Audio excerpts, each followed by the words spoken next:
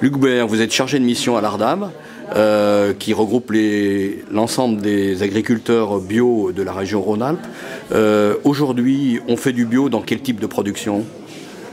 Alors aujourd'hui, toutes les productions sont représentées en agriculture biologique à l'échelle de nos départements. Il n'y a pas de production absente. Après, il y a des productions qui sont particulièrement dynamiques en termes de conversion bio. Lesquelles? Notamment le maraîchage, notamment la viticulture, notamment les plantes aromatiques aussi, par exemple. Voilà. La filière laitière également est bien représentée en termes le nombre d'éleveurs laitiers est conséquent. La région Rhône-Alpes se porte bien en matière d'agriculture biologique? C'est une région, oui, très dynamique, avec des départements pionniers. La Drôme, l'Ardèche sont des départements pionniers en matière de bio en France. Mais aujourd'hui, voilà, le Rhône et la Loire ne sont pas en reste du tout, loin de là. Qu'est-ce qui fait aujourd'hui qu'un vigneron passe, un vigneron ou un agriculteur ou laitier, un producteur laitier ou d'une autre production, passe d'une agriculture traditionnelle à l'agriculture biologique qui est quand même plus exigeante et peut-être moins rentable? Alors moins rentable, ça se discute. Après, qu'est-ce qui motive les gens au passage? Je dirais qu'il y a plusieurs éléments.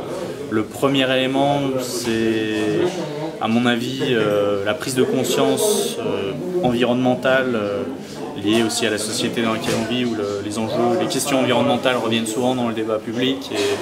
Et donc voilà, on est tous de plus en plus sensibilisés aux enjeux environnementaux, les agriculteurs y compris. Donc, et en tant qu'agriculteurs, ils sont particulièrement sensibilisés parce qu'ils sont en contact avec le vivant, la terre, et donc ils prennent conscience aussi de l'impact de leurs pratiques sur leur terre, sur leur sol, sur leur santé, sur la santé de leurs enfants, sur la santé de leur voisinage, sur la santé de leurs clients. On parle des vignerons par exemple aujourd'hui. Moi je rencontre souvent des vignerons aussi qui ont